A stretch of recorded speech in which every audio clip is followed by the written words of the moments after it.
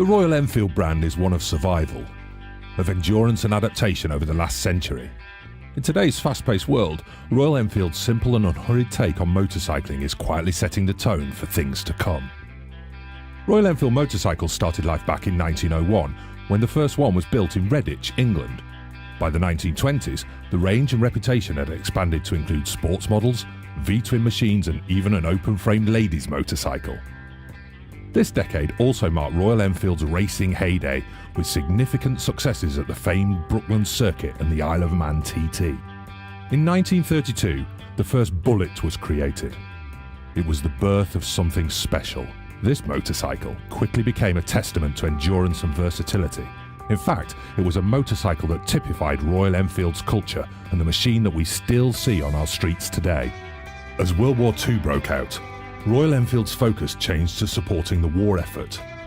They built a secret factory in southern England, producing the Flying Flea, a 125 that was light enough to parachute into enemy territory.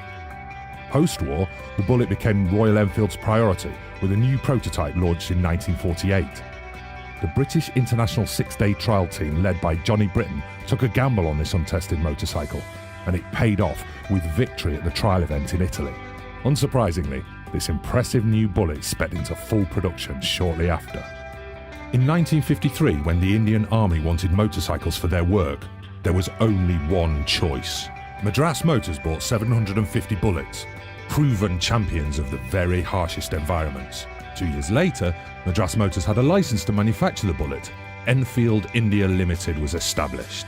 The 1960s saw the birth of the 750cc Interceptor, as well as the landmark Continental GT Cafe Racer. The GT was a response to changing attitudes in motorcycle culture. Royal Enfield created something new for the growing number of young men now taking to the roads on two wheels.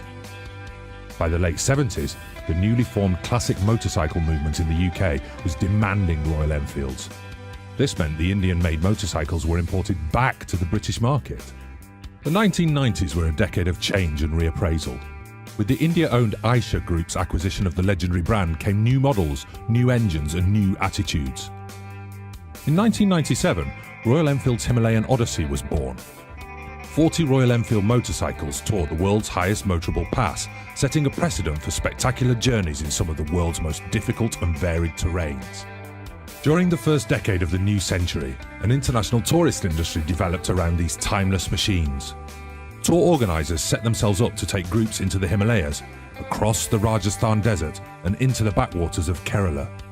This meant riding a Royal Enfield in India became a must-do for many motorcycling enthusiasts. In 2005, the Indian factory celebrated 50 years of production, another testament to Royal Enfield's endurance.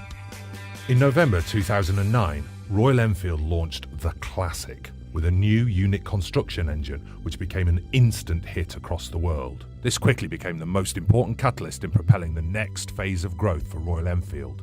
November the 24th, 2011 marked the beginning of a new chapter and the development of the company's second factory, a new state-of-the-art facility in Oragadam on the outskirts of Chennai. Through innovation and automation, the plant can produce one motorcycle a minute. But human craftsmanship has not been forgotten. With processes including the legendary pinstriping, Enfield retains the handcrafted detailing synonymous with the brand. In September 2013, the Continental GT became a part of the product family. Looking to its past, Royal Enfield created a beautiful modern classic for the future. The Continental GT is a reflection of Royal Enfield's ambition to become a global leader in the mid-size motorcycle market.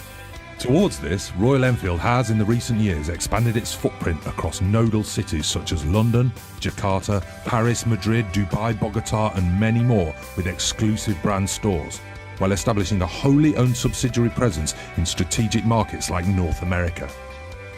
In addition, to enhance its product capabilities, Royal Enfield is setting up 2 new technology centres, one in Chennai in India and another in Leicester in the UK. To meet the demands of this new but rapidly growing segment, the brand has made a conscious decision to increase production by approving the development of a third plant in Vallam Vadagal in Tamil Nadu, India, which will increase the total annual production capacity to 900,000 motorcycles by 2018.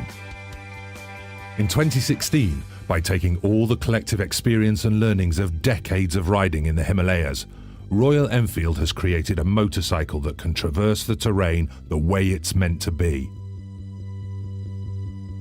Purpose-built for all roads and no roads, the Himalayan has not been designed to dominate its awe-inspiring environment, but to flow in perfect harmony with it. The Himalayan is the start of a new and important chapter for Royal Enfield that brings to life a purer form of adventure motorcycling with this simple, capable, go-anywhere motorcycle.